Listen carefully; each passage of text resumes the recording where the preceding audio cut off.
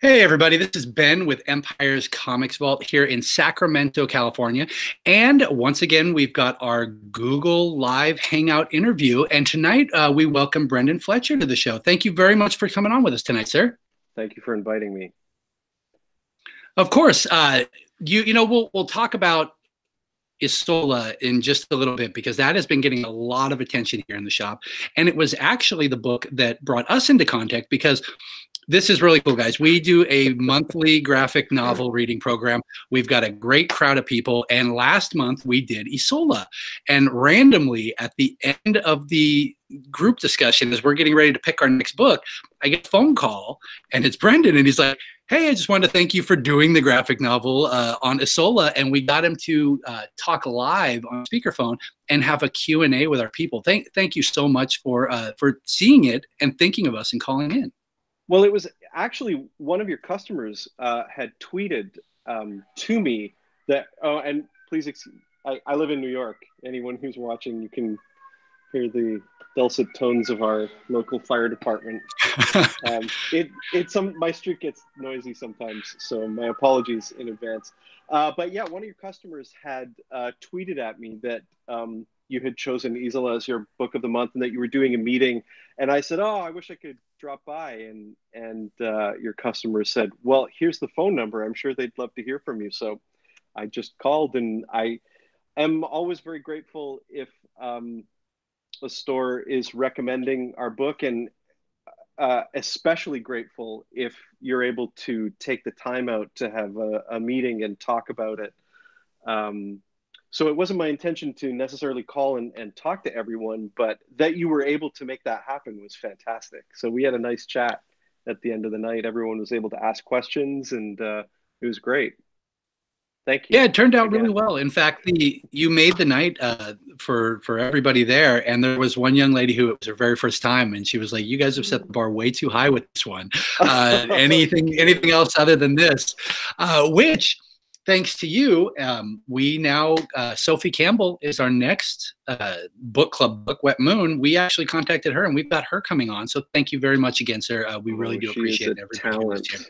I will be sure to. Is that going to be like a live YouTube thing, or? No, that's just going to be a call-in, but then hopefully after that, after we do the book club, we'll get her on here to do a Google Hangout as well. Yeah, that's great. She's amazing. Very, very talented. She's absolutely fantastic. But let's talk about you instead of Sophie for the next hour.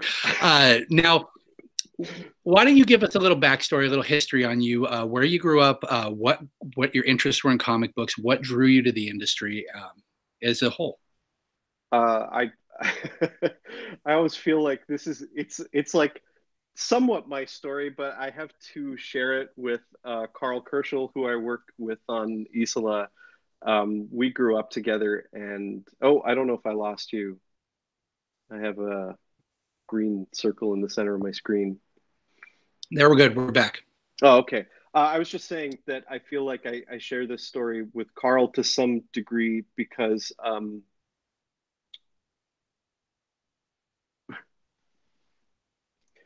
we're back again. We lost you.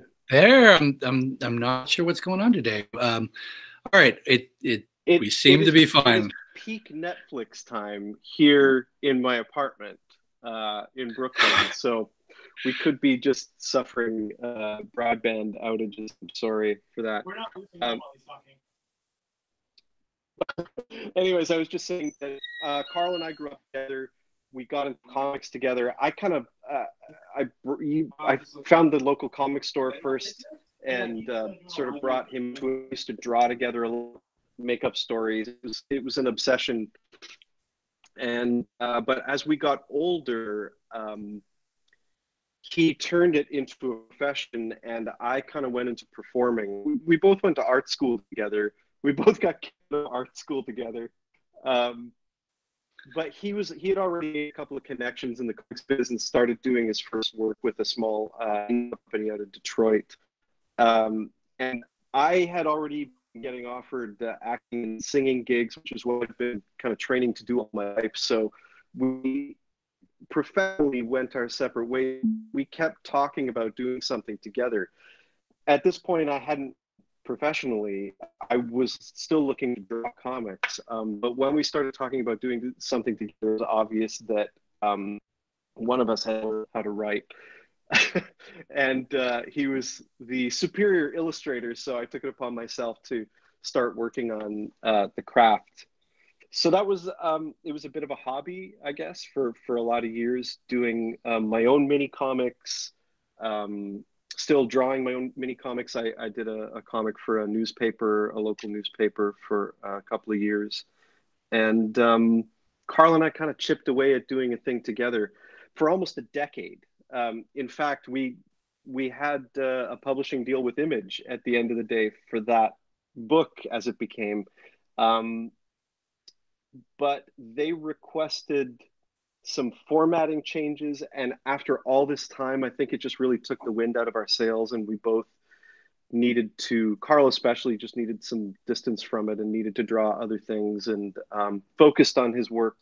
I think he had just started drawing Superman for DC, working with Greg Rucka, and we kind of let it go until he had the offer to do the Flash story in Wednesday Comics and couldn't swing it on his own, and so asked me to help out with it. And that was a kind of a big moment for me. It let me finally do the thing the way I had been dreaming to do it all my life. And we had a great time doing it together.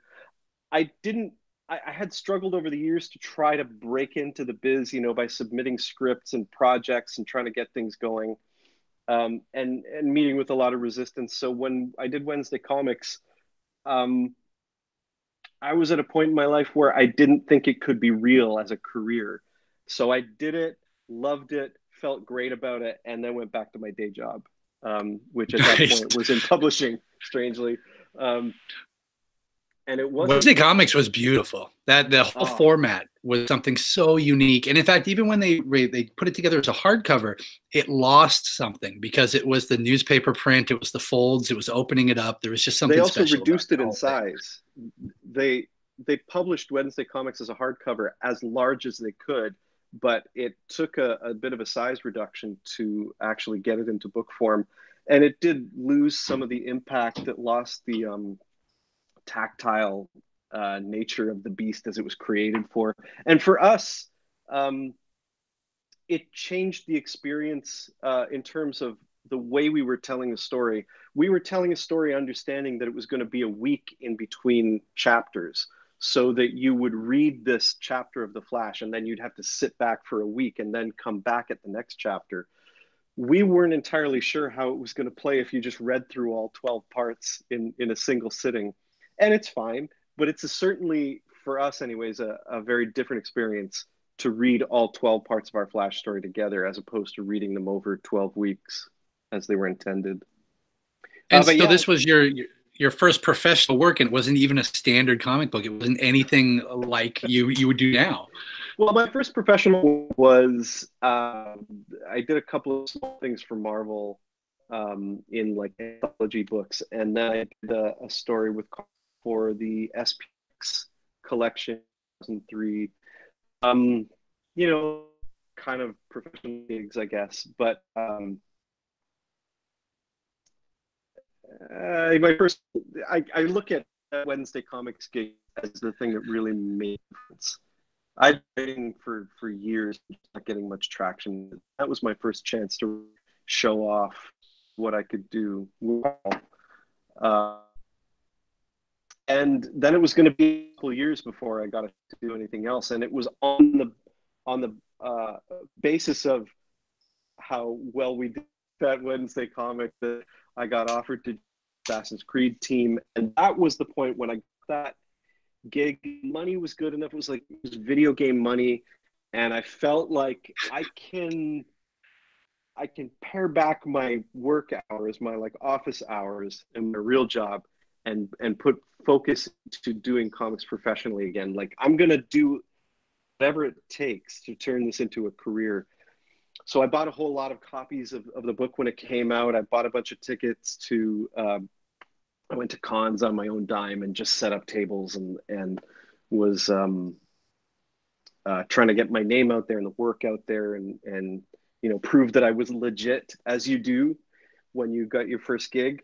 Um, and I was lucky enough to meet Will Dennis, who's an amazing editor, and we chatted for a long time. We just kind of hung out and didn't really talk shop. We just kind of talked about life.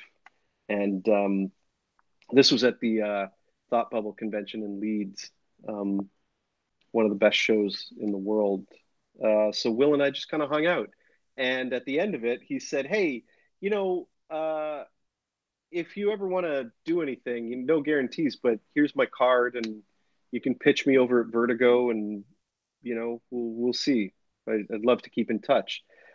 That was great. Well, I didn't even get a chance to pitch anything to Will before the Gotham Academy Batgirl 1-2 punch ended up happening, and that happened because Will's kind of partner in crime over at Vertigo got moved over to the Batman group, Mark Doyle, and Mark reached out to a bunch of people to take over existing Bat books and to kind of see if he could make some new Bat books in the group before the whole company moved out west and everything got kind of switched up again. So there was this period of time between when Mark took over the captain's chair and before they moved to out west, where it was a free for all, and he was able to just experiment and have fun, and that is to my benefit in such a way that I will always be grateful to Mark. Anyways, when, I was brought on board of two books there on Gotham Academy and Batgirl, and Mark had never heard of me, and apparently, so the story goes, he walked out into the hallway at DC and say, "Anybody ever hear of this Brenden Fletcher guy?" And Will, his old boss, was like, "Oh yeah, I know him. He seems all right to me." Nice. and So uh, then Gotham. and that's I how was going to that's say how it Gotham ever Academy began. and Batgirl. That from just doing, you said all you'd done with them prior to that was Wednesday Comics. That's quite a bit of faith. Well, it was because I was friends with Becky and in the same studio as Becky. It was, oh, lost you again. There, you're back. Becky Cloonan is the one who got the offer to do a Bat book.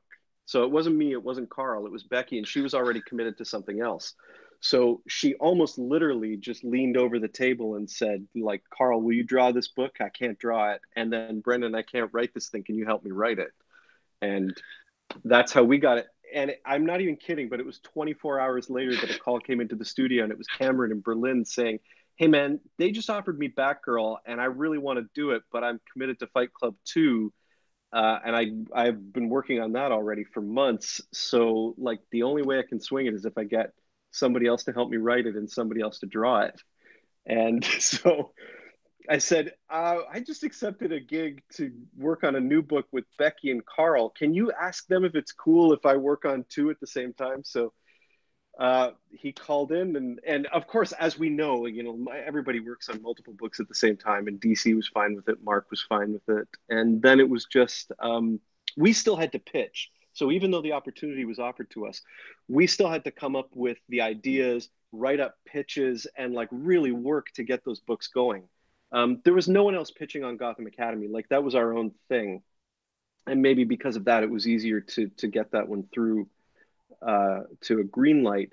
But as we found out afterwards, there were multiple teams pitching for Batgirl at the same time as us.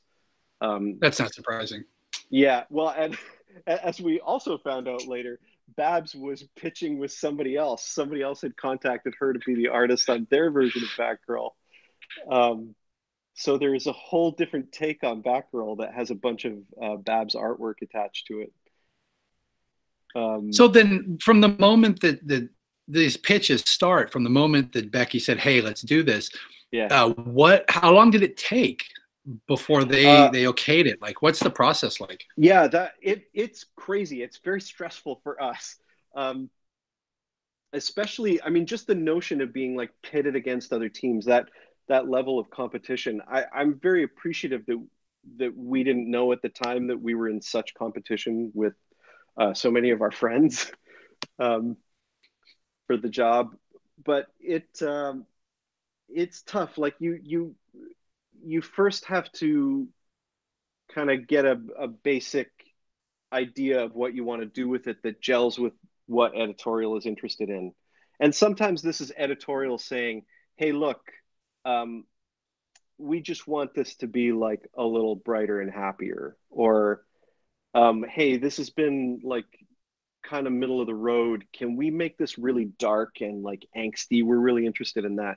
So sometimes editorial offers like a little bit of a direction. Sometimes they just give it to you like, hey, we need somebody to write this. Here's the story. That happens too. But in this case, Gotham Academy was 100% our thing. Like Gotham Academy had existed as a place in Gotham, I guess, in canon for years. Um, what we came to understand later on was that people had been pitching Gotham Academy like series for years and years and trying to figure out an angle to make it work, and it never got through the higher ups. Um, so we just kind of put together a take on it, and Becky and I had a lot of the same interests. Um, so it was pretty to drill down on things that we both felt passionate about, and that was ghost stories and uh, like Nancy Drew, YA, exciting, fun, goosebumps level of of threat and horror, where kids can read it. It's still like genuinely threatening stuff. Um, and very soon we started saying to each other, this kind of feels a little like a DC Comics Scooby Doo, which it ultimately became kind of like a Scooby Gang with Batman and without a dog. Um, Batgirl was very different because I mean, it, Gail had been writing the book for years, and that came off of the New 52 uh, sort of reboot where they had taken Barbara Gordon from being the Oracle character to kind of rebooting her as someone young who had gone through trauma but has somehow gone through a healing process that has allowed her to run around and fight bad guys again. And there was no, a lot of fans were upset about that. A lot of fans were happy about it. There was just, it was a situation where we were coming into something that was already complicated and a little controversial, and we were being asked to try something different because basically, as they were getting ready to move to the West Coast, they were just going to cut books that were on the sales decline, or get all new teams, or they were just looking to remake and remodel everything. And that eventually, the spirit of, I think, what they were looking to do really didn't take hold till Rebirth. I think that's what they were really hoping to get to. They just didn't have all their ducks in a row yet. Um, so in this case, it was Mark Doyle being given carte blanche to just make, if something's got low sales numbers on it, just make it work. Just try whatever, because you got 6 months, you got 6 issues to make anything work. And that's what we were told is there's no guarantees. When we move out to the West Coast, we do that convergence thing. When we come back from that, there's no guarantee you're going to be on this book because there's no guarantee the book will even be around. So just do something and make a splash. So this was our idea of like what to do with Batgirl. It was essentially try to make the character as iconic as she can be. And that for us was calling back to the places where most people would recognize the character from. We weren't thinking of this as like what would make the hardcore Batman reading audience happy. This is like what's going to get anyone who's ever heard of Batgirl to read a Batgirl book. Like, where would you have learned about Batgirl? Is it from the Yvonne Craig playing her in the Adam West show? Is that the spirit of Batgirl to you? Or is it the Batman animated series Batgirl? Which, I mean, in both those cases, you're talking about a character that was popular enough or had enough of an influence that she had her own theme song in both versions. She had that one with lyrics in the Adam West show. And then she had one composed by Shirley Walker, I believe, in the animated series. and they were both like spirited, kind of happier, uplifting songs. And the character was always written to be a contrast to the sort of dour or darkness of Bruce Wayne and Batman. And so these were sort of our touchstones. We wanted to make it accessible to girls specifically. We figured a character named Batgirl should be something appealing to girls and should be something iconic and recognizable. So we were just started kind of pulling all this in, and then we wanted temporary. We were told, we just asked, like, so what age is she now? You've just rebooted 30? Is she 15? They thought she was 21. So we tried to be about what a 21-year-old would be like in this world, having gone through what she through. So we put in a blender and came to Cameron did an amazing first pass on that design, gave her the snap cape and docks and the riding jacket and the striped. And then a couple of months, we got Babs on board, and Babs added detailing to that. And between our sort of new take on her and the costume, I think it won for us. But that was we started February of 2014, and we got the final green light in June. Might have been the end of May. But I know we were at TCAT, the Toronto Comics Festival, in mid-May, and we still didn't have confirmations. It was either end of May, beginning of June. So it's February, March, April, May. Definitely 4 months. 4 months of pitching. 4 months. Okay, so it's just back and forth until they've greenlit enough for you guys to actually move forward. I mean, the suit was super iconic. For me, the docks were what sold it. That was a beautiful touch. Yeah, that's 100% Cameron's idea. I wasn't sure of it the first time he sent me his first sketch, because it really sticks out. Like the yellow chunky docks kind of jump out at you, and it kind of threw me. I wasn't expecting it, but it was really fun choice. I still have a pair of Doc Martens that the Doc Marten company gave us at that time, like when issue 35 came out, our first issue. They evidently got enough attention and created enough of a splash for they noticed. They sold out of they actually had like yellow docks, and when they announced our Batgirl and showed both Cameron and Babs's first pieces of artwork and the new character design, Doc Marten sold out of those yellow docks on day one. Wow, very flattering. Yeah, I mean, I can't take any credit. That's all. Well, it was a team effort. It was a team effort. Now, you had mentioned with the changes on Batgirl that some people loved, some people hated it. Burnside seemed to be pretty unanimously well received, at least here in this shop. Did you hear from people who weren't excited about it? Oh yeah, all the time. Especially, I mean, there were people right off the bat, right at the time of the announcement, that were very upset.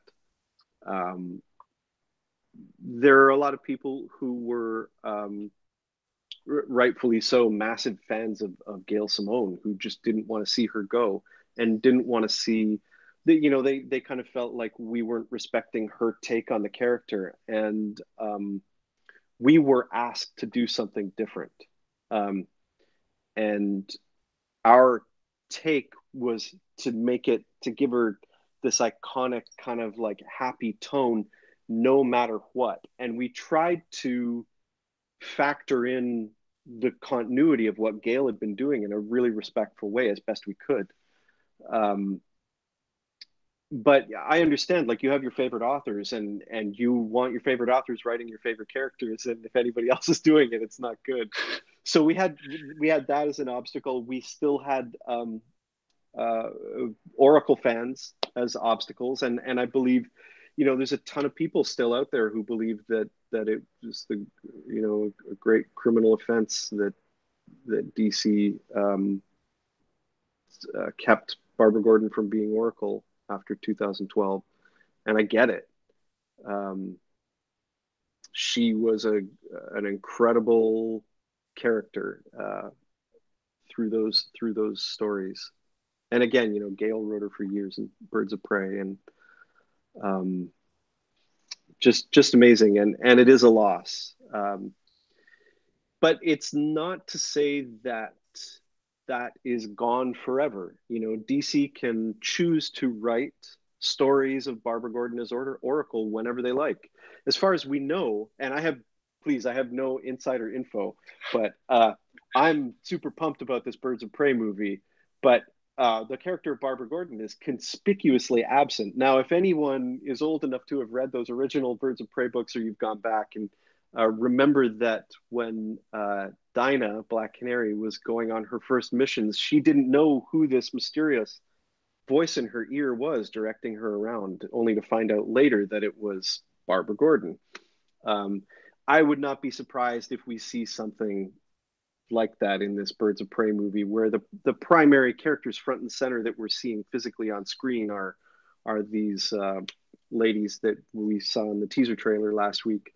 But I'm sure we'll find out at some point that there is a voice on somebody's earpiece, or someone pulling the strings, and that person is Barbara Gordon, Oracle.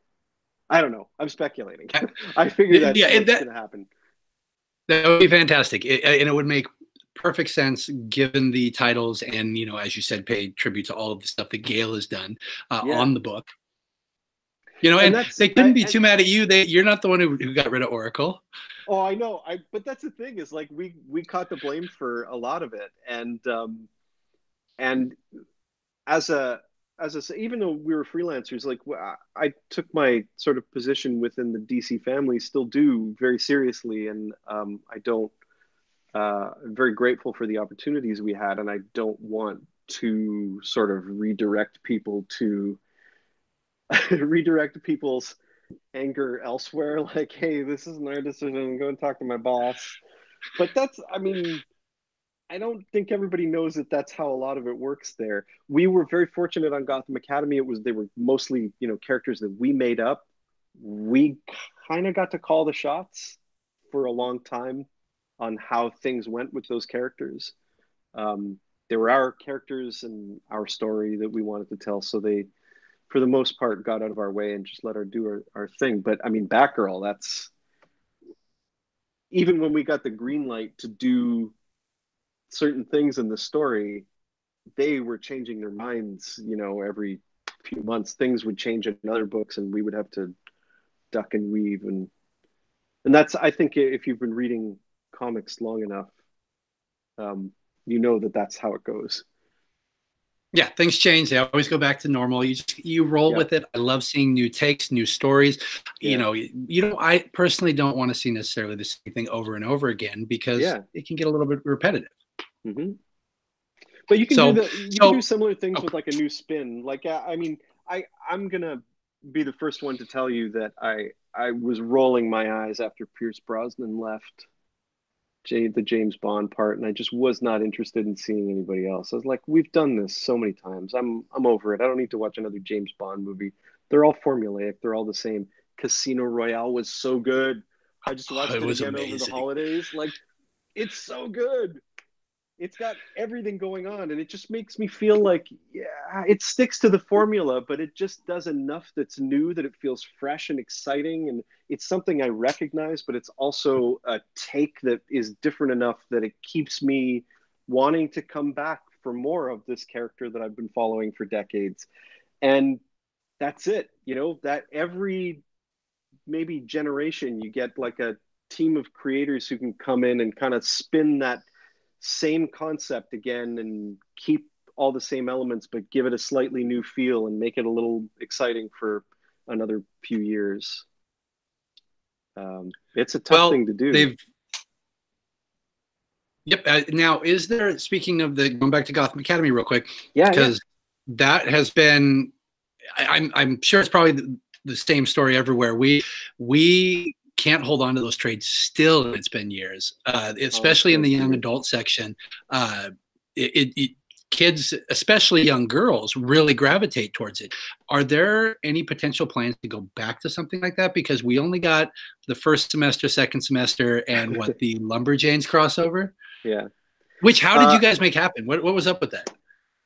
Well, I mean, we had been kind of, as soon as we started and Lumberjanes started coming out, we were developing Gotham Academy, and Lumberjanes started right before we released. I think they beat us by a few months, but we saw, as we were developing, we saw the announcement for Lumberjanes, and we were like, this is like the spiritual successor to, or we are the spiritual successor to what they're doing. It felt like we were all in the same wavelength.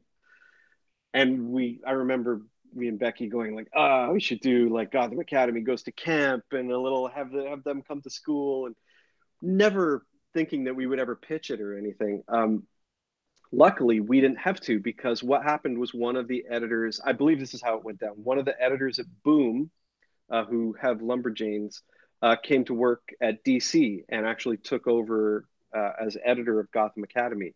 And she was a big fan of Gotham Academy. I never asked her outright, but I feel like it was Rebecca Taylor who probably pulled the strings to make that happen. And we didn't have, me, Becky, Carl, we did not have anything to do with the story of that book. We just would get sent the scripts and have to sort of approve everything. And I think we only ever made one change. Nice. That was mostly something that we needed to keep in our pocket for later on in our story. But that was it. I mean, otherwise it was it's the right place, right time. Yeah, we're very lucky. And I would love, I actually pitched right around the time that was happening, I pitched a Goldie Vance crossover in a similar vein to Hope Larson, writer of Goldie Vance. And I still, there's like a part of me that still really hopes that we can do that one day. I don't know if the audience. Well, did Hope ever get back to you? Oh yeah, no. We were talking about it. We were at a con, and I was like, Hope, I would love to do this. What do you think? And she's like, oh my God, that's so cool. Let's do it. But I just. And that's another perfect like setup, though. I mean, Goldie, our little investigator, that would be perfect. Yeah, it would involve 2 time periods, of course. You would see, it would be very interesting. I think it would be fun. So I will hold Speaking of a nugget of hope that we can do it sometime. It could still happen, because you had mentioned keeping things in your pocket for Gotham Academy, which goes back to, could there potentially be a 3rd semester? I don't know I mean, anything could happen. Me and Becky are ready at the drop of a hat. Like whenever the call comes in, Becky and I are on the job. Carl will be probably interested to do covers or designs for anything that's new, but I mean, his schedule is jam-packed, just taking care of Isola. I'm sure you've flipped through it. I mean, he's doing the work of his career on it. It's absolutely gorgeous. And along with Michelle on colors, Michelle, who had been coloring Gotham Academy as well. They're killing it, but the work just is so labor intensive. It takes so long. There's not really much space for Carl to do anything more than an occasional webcomic strip and a few covers in a month. He can't juggle another comic series. But all that said, we have stories that we still want to tell. There's a maps story that I feel like needs to be told. There's a Pummel and Fritsch story that I would really like to get to.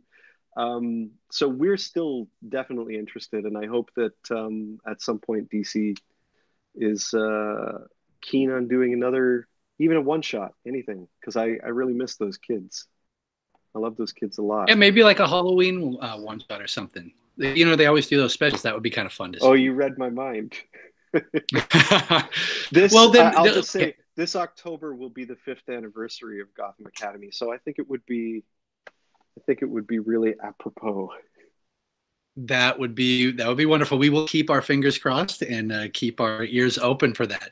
Okay, we've spent a lot of time on DC. Let's talk about what you're doing right now, because leaving DC, you made another splash, going over to Image, and I mean, Motor Crush. Yeah.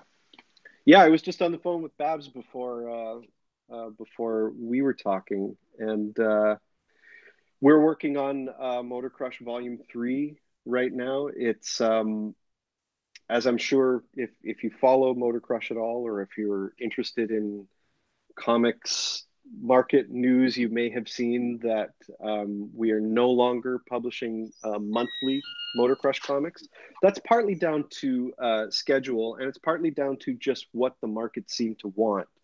Um, it's really great to do monthly comics for so many reasons. Uh, I mean, if I don't say anything else about them, they provide a monthly income, so not doing monthly comics cuts off that monthly income.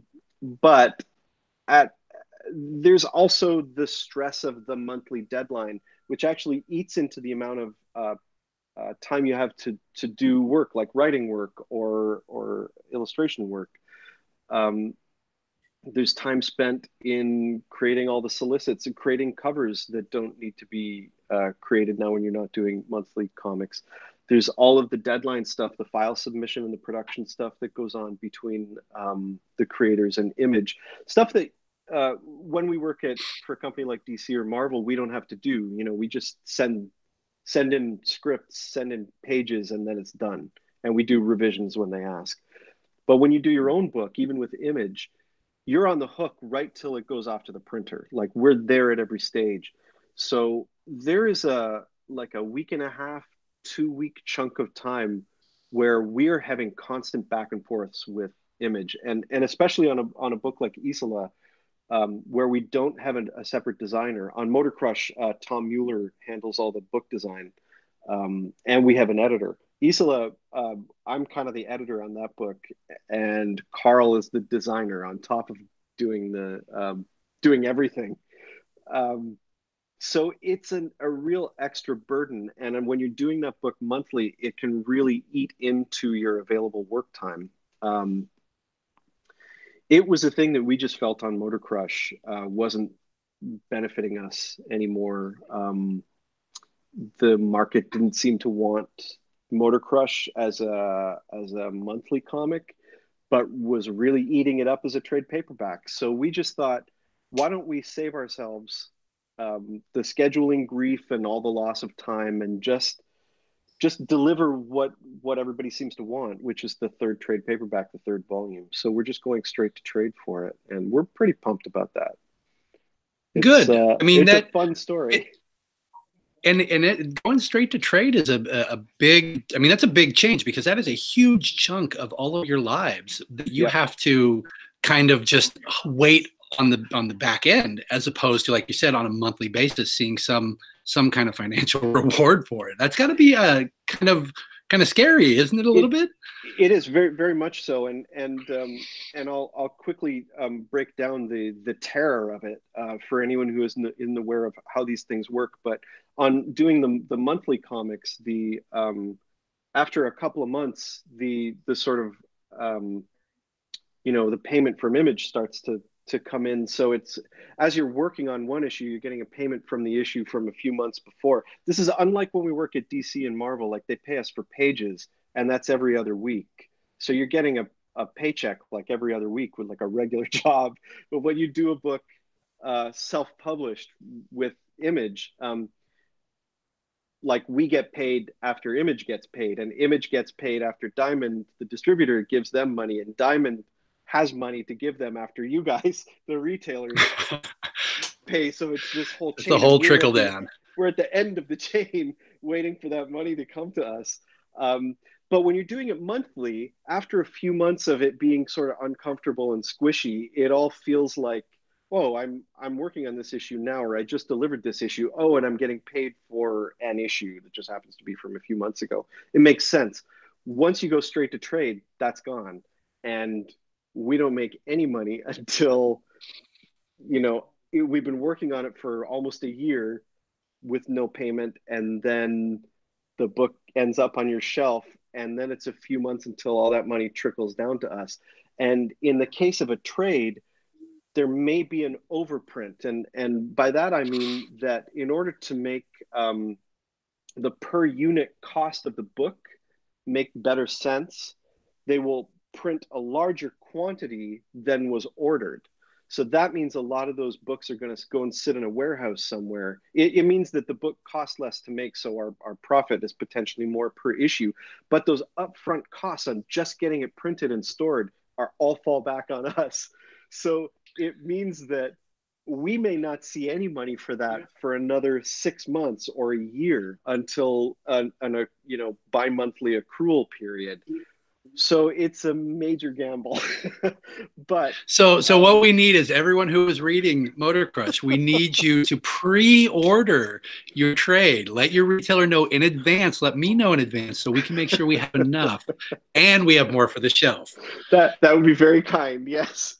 But I don't want to put it on everybody else. I hope that it comes out and everybody likes it. How we're making it now is we're making it from any money that has come in from the first trade and the second trade.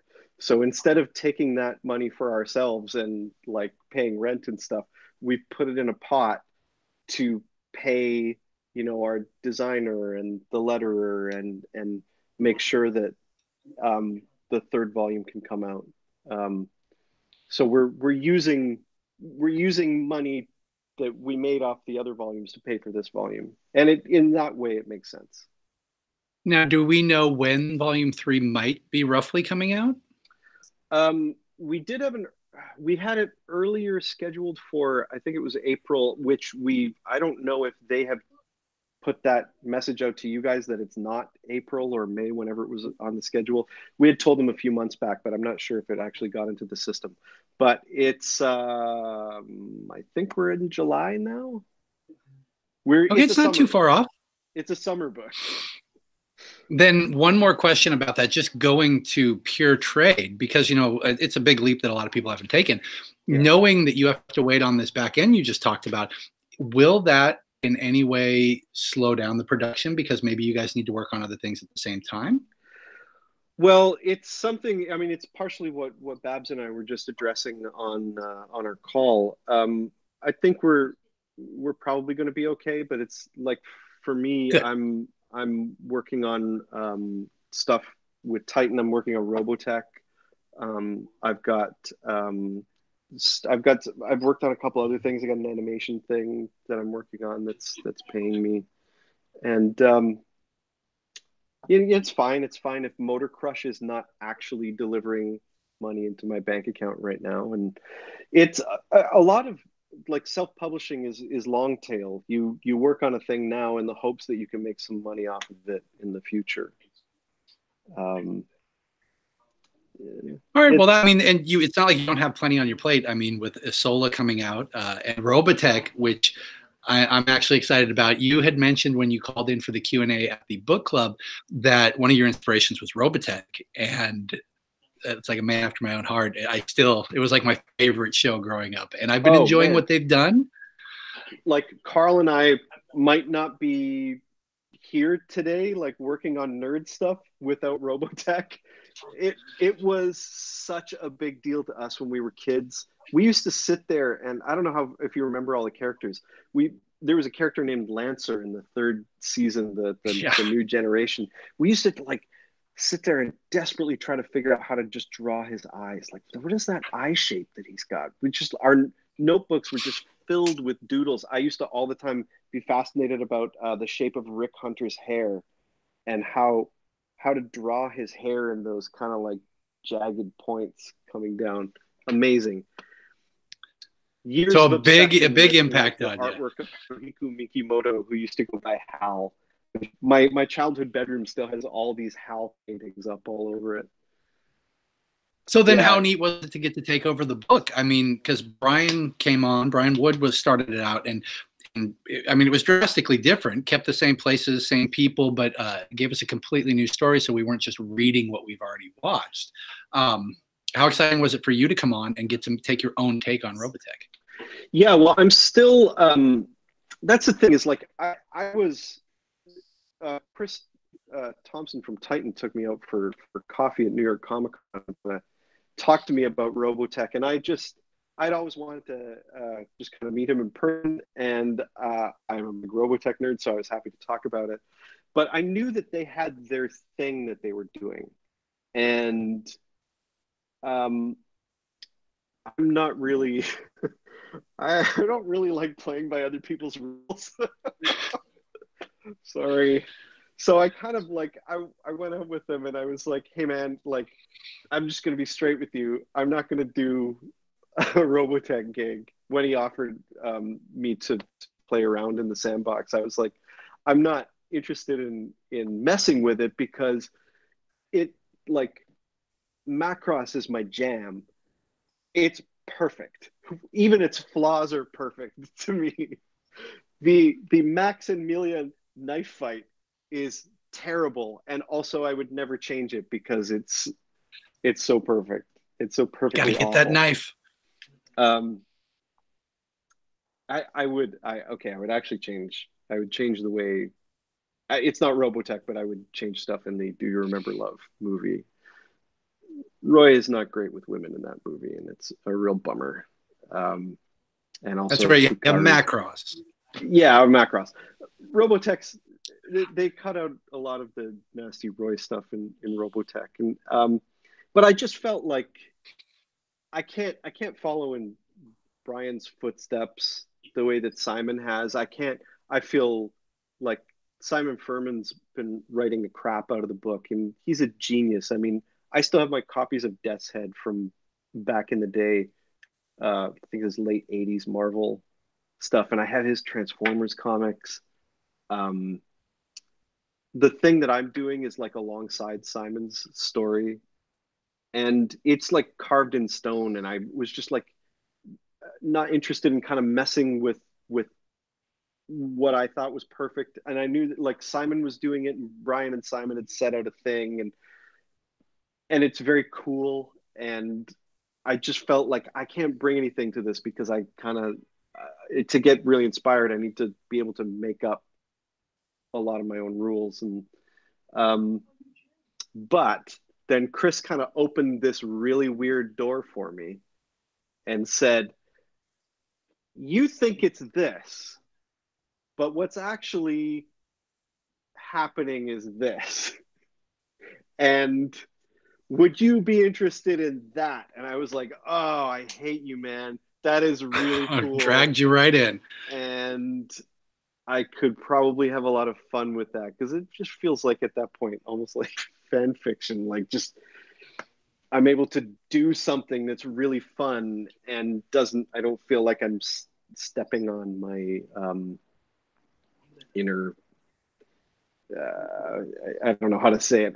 There's this the part of me that feels like the thing is perfect as it is. I'm able to do something that doesn't feel like it's encroaching on that.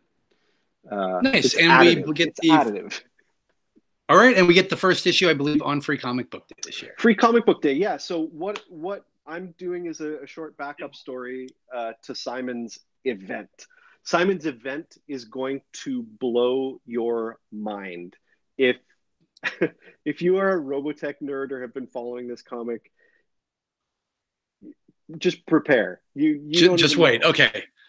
I can't believe what they're doing, but it's bananas. It's ballsy. Simon's writing the crap out of it, and I am honored to be a part of the team. I hope everyone digs my short story backup. Um, I Well, can't sweet. Well, say I don't I actually don't know exactly what I'm allowed to say and what I'm not allowed to say about it yet. that's all right. Better not to say anything. They'll get it on Free Comic Book Day. They'll get to see your backup, and it'll all wrap up. When do you officially take over the title then? I have not signed anything beyond the short story, so Oh, that's it. I'm Okay. officially Okay. doing a I was short hoping we were story. going to get some more stuff from you in there. Well, I wouldn't count that out. I wouldn't count out me doing more Robotech, but I'm certainly committed to doing this short story alongside Simon. right now. And you were serious. You're like, I'll do this, but I'm not interested in taking it over at the moment. I don't know if I could do, I'm just going to put it out there. I can't do what Simon is doing right now on so many levels. I mean, he is such an incredible writer. I mean, Brian's such an amazing writer. They write in like a way different style than I do. They're so good. Simon is so good at what he does. I mean, he's been doing this for a long time, and he nails it. He's great, and I it's a little imposing. All right. Well, then I'm looking forward to seeing how he wraps this up and what he does with it. Yeah, so man, it's exciting. What I'm doing is like a different style. It's like it's a different thing. So hopefully, I'm hoping it'll be a compliment to what he's doing.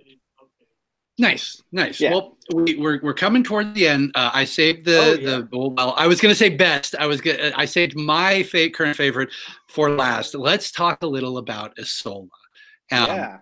So coming out the gate, as soon as that was in previews, it like draws you in. I mean, there's not sci-fi dominates everything over at Image. So there's a very small selection of fantasy. So immediately you're looking at this this world that you guys have created, this beautiful artwork, and I was drawn in. And when I got the actual comic book, all it did was make me want more. That, I mean, I would love to take any kind of credit for that, but I will say this book is built from the ground up to be a showcase for Carl and for Michelle. This book is all about creating a feeling, to create this depth of emotion, and to have you kind of live within it, to have you feel what these characters are feeling as they walk through this world. Experience the different parts of this land that they're journeying through. It's why we are really taking great pains to not overwrite it, to not I don't want to say bog it down with language, because language is also an important part of it. But we want to use it sparingly. We want to use it where it's needed. And when it's not needed, we want you to feel the space. Carl is drawing the most incredible environments, the most incredible creatures, and Michelle is giving them such graphic depth with her color work. It's why every issue starts, every new chapter starts with kind of an atmosphere page, and most often there's no text. Sometimes just a little bit. Every new volume starts with one that has like a little kind of poem on it that offers some hints about what's going on. But mostly it's to just involve you in the space, in the environment that the characters are in. We call them atmosphere pages, who set the stage, help you walk through the door into the world of Isola. And just, Carl has, yeah, I don't think I've seen.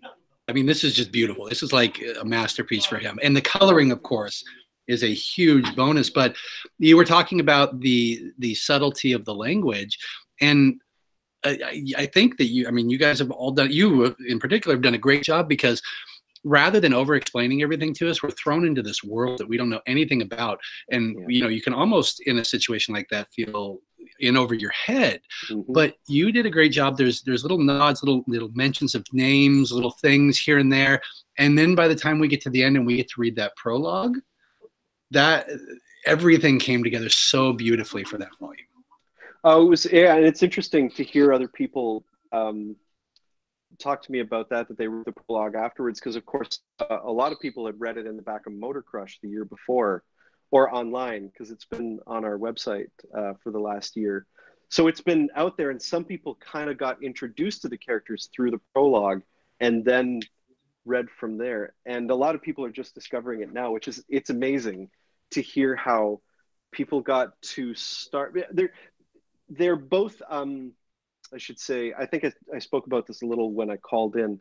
They're both so different in the way that they are paced, because the prologue was done as 2-page backups in the back of Motor Crush. Everything was super compressed. We had to fit in a lot of information quickly, and it felt very fast. And it does a lot in a small space. And the monthly Isola comic is the exact opposite, where we are letting scenes breathe to let you feel like you're a part of them, to let you feel what the characters are feeling. And it's uh, it's a those two styles of storytelling don't necessarily work when they're directly juxtaposed. They need a bit of breathing room in between them, I think. So I'm really glad that some people were able to have the space either before or afterwards to read them that way. And I'm really glad that it was additive for you. Can't remember where I was going with that. I had something to say.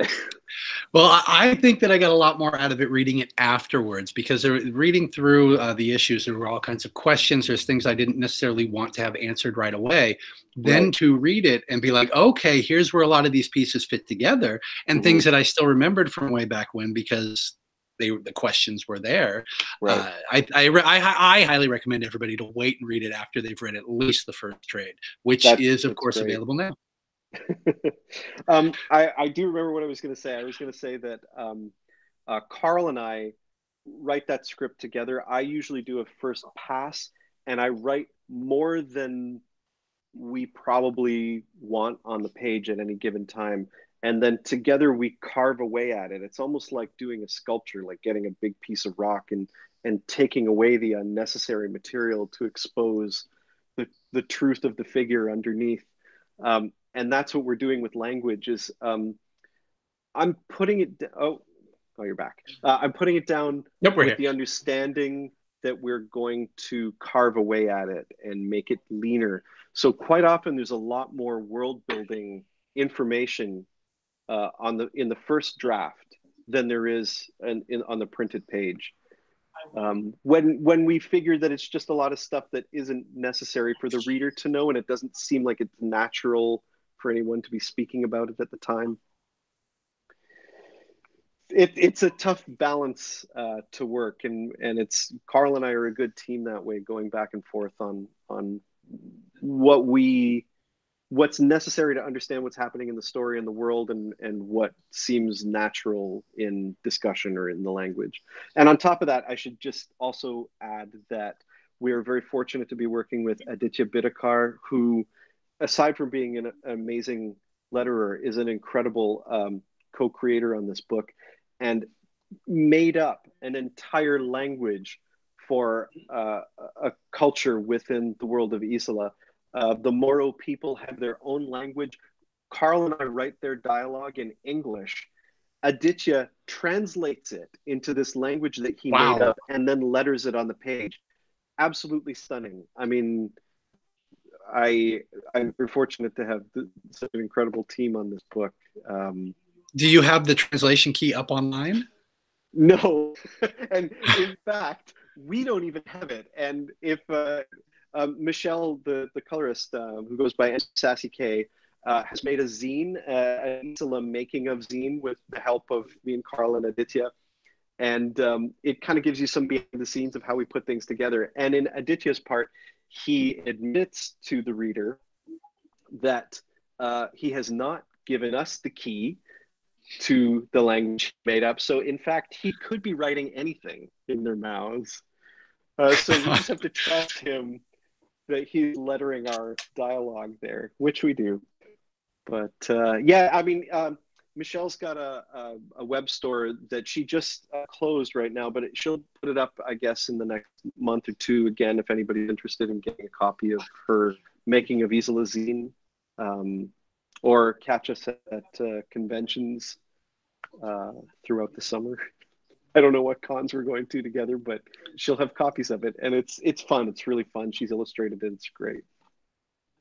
Nice, nice. Well, thank you very much for joining us, sir. It was great to talk to you. I'm looking forward to more Isola. Do you have any other projects on the plate right now, or is that going to be kind of your focus here? Yeah, that's all I can. And how long is it going to go on? Do we have do we know roughly? Is it going to go 30 issues, 45? Yeah, I mean, I think we're looking at 30. But I'm not going to promise exactly, because No, of course not. If we come up with more stuff, which we tend to do, it could run a little long. which we tend to do. All right, that's fair enough. Well, thank you very much, sir. Everybody, go check him out. Check out the works. Look up Isola. Motor Girl has 2 trades available right now in stores. Of course, Gotham Academy is out there. You did some Ghost in the Shell. I did, yeah. Which was a beautiful, beautiful book. Oh my God, I got to like work they with did Lorenzo a great Cicciotti. job on it. Lorenzo Cicciotti from Italy. He's a genius. He does the covers for like Jeff Vandermeer's Annihilation books, the Southern Reach. I mean, look him up, LRNZ. He's amazing. He's incredible. His Ghost in the Shell stuff that he did with me is stunning. I'm very lucky. I'm a very lucky writer. You do seem to get to work with some nice people. This is, and I like the fact that you continue to work with them once you've built the relationship. You know, you guys move on together. I think that's great. Yeah, I mean, we all become really good friends, and in the case of me and Carl, we've been friends for 35 years now. 35 years this year. It just keeps going. Yeah. Or for at least another 24 issues of Isola, if not more. Yeah, I was going to say we're in our graves. I didn't want to get too dark, though. Well, we'll just stick with that and then go from there. But thank you very much, sir. I really do appreciate it. Again, I appreciate you taking the initiative to call in on the book club to join us here tonight, and I'm looking forward to everything that you have coming. Oh, anytime. Thank you so much. All right, thank you, guys. Again, look it up. Take a peek at some of the books. Ask me when you come in the shop. I'll point you in the right direction so you can take a look. And we will see you guys in the shop. Have a great one.